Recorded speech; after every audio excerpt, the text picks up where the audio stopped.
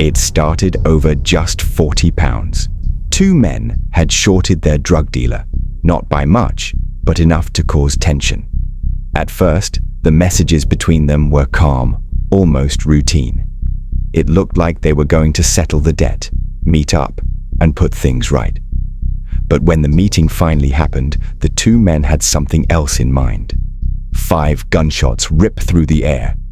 And just like that, a father of 2 is dead. No last words, no second chances. Only the echo of bullets.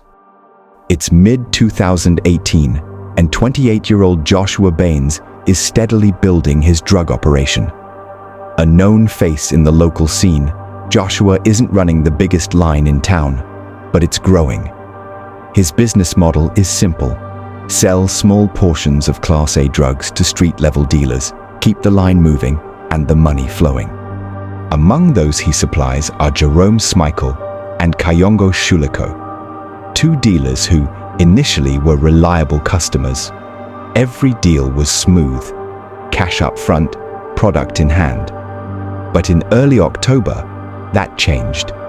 Jerome and Kayongo arranged a £700 deal, but when the handoff was made, they gave Joshua just £660. At first glance, it might have seemed like a small slip, an honest mistake. But to Joshua, that missing £40 cut into his already slim profit. He was irritated, not furious, not ready to go to war, but annoyed.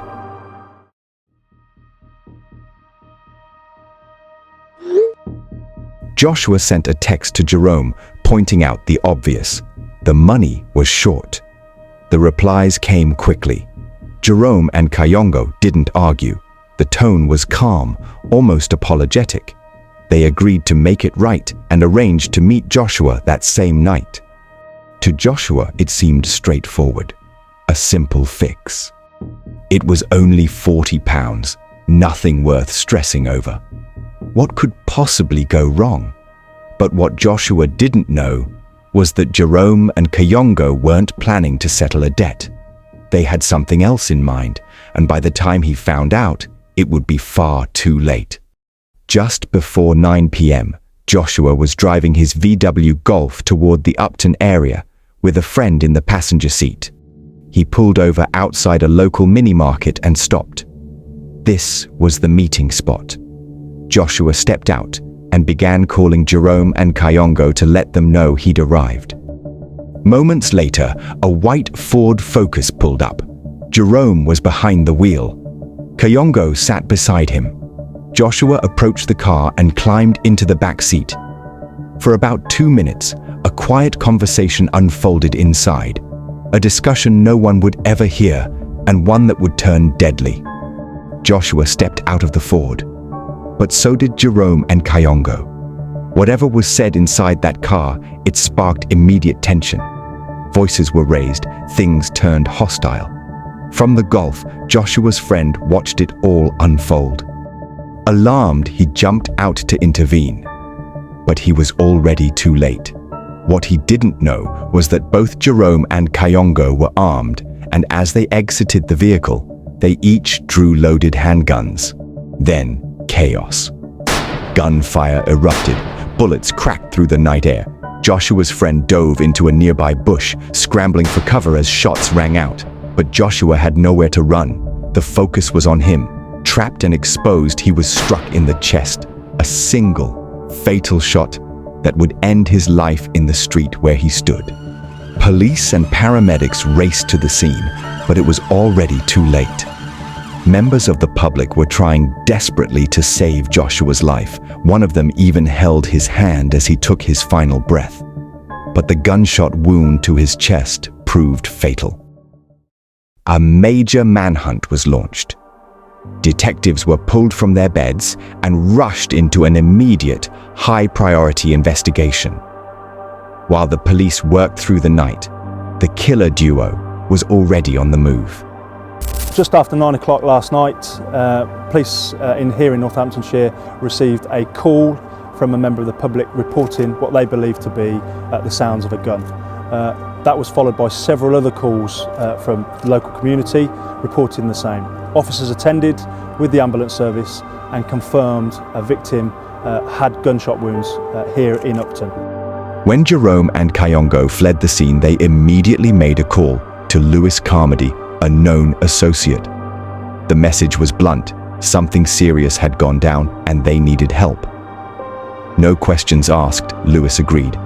He jumped into his Vauxhall Astra and drove to a remote, rural location where the pair had told him to meet them. There, they torched the white Ford Focus used in the shooting. With the car in flames behind them, the two killers climbed into Lewis's car. But they weren't done yet. Lewis then drove them to dispose of the firearms, 2 guns, 2 potential murder weapons, before taking them to Edmonton in North London. Once they were dropped off, Lewis turned around and quietly made his way back to Northampton, believing the worst was behind them. It wasn't. Back at the scene, the investigation was already moving at pace. Officers recovered 3 spent bullet casings, quickly sent to ballistic experts. Analysis confirmed the casings had been fired from a Glock pistol. But there was more. A projectile removed from Joshua's body told a different story. It had come from a .38 caliber revolver. 2 different guns, 2 shooters, 1 fatal ambush. From the chaos, one crucial piece of evidence remained untouched: Joshua's phone. Investigators obtained CCTV from the mini-market, which captured the entire incident from start to finish. It showed Joshua making a phone call moments before he was killed. Detectives pulled his call and text data, which revealed the number he dialed just before his death. But when they traced the number through the network provider, they hit a wall. It was a pay-as-you-go phone, unregistered and untraceable to a name. Still, data never lies. Further digging revealed that the mystery number made another call shortly after the murder to Lewis Carmody's phone, which was registered to his home address. With that, the pieces began to fall into place. Detectives now had reason to believe Lewis wasn't just helping. He was part of the cleanup. The morning following the murder, police moved quickly. Lewis was arrested and his Vauxhall Astra seized. At first glance, the car seemed ordinary, but inside, investigators found a telematics box, an insurance tracker designed to lower premiums. For Lewis, it was a silent witness and his biggest mistake. The data it held sealed his fate.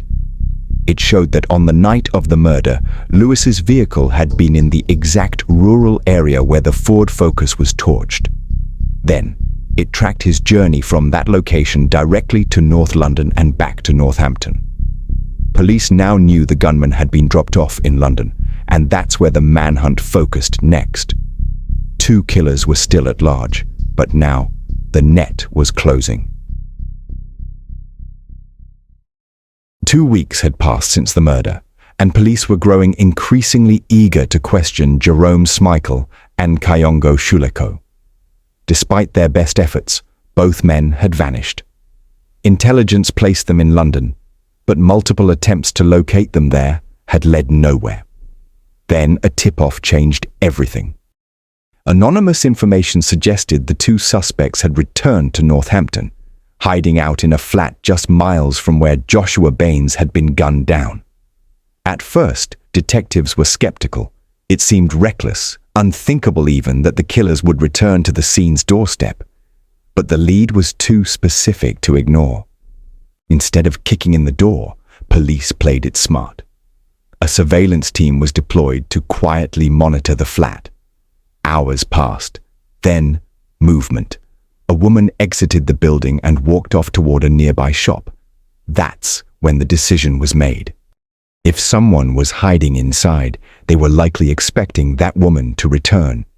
And if police acted fast, they could catch whoever was inside off guard. Armed officers moved in. Anyone in flat 3, show yourself! Okay, you! Step out of the flat, keep your hands in the air. Put your hands against the wall. And step down those stairs. Slowly. Slowly. Do not make any sudden movements, do you understand? Okay, step down the stair. Step down. Step down. Okay, listen to my colleague. That's in the centre of your back. No sudden movements, okay? It was over. In a surprise twist, armed police found both Jerome Smikle and Kayongo Shuleko hiding inside the flat. No chase, no resistance, just two killers caught in the place no one expected them to return to.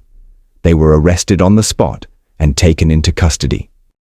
During an interview, the cracks began to show. Kayongo was quick to turn.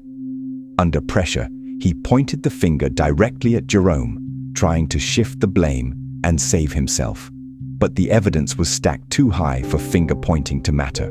Footage, phone records, ballistic reports, and witness accounts painted a clear picture. Both men were involved. Both were guilty. Jerome Smikle, 27, was found guilty of murder. He was sentenced to life in prison, with a minimum term of 32 years. Kayongo Shuleko, 25, was also found guilty of murder. He too received a life sentence with a minimum of 32 years to serve. Lewis Carmody, 22, the getaway driver and cleaner of their mess, was found guilty of assisting an offender. For his role in the cover-up, he was sentenced to 6 years and 6 months behind bars. 3 lives sealed in courtrooms because of a £40 dispute that spiraled into cold-blooded murder.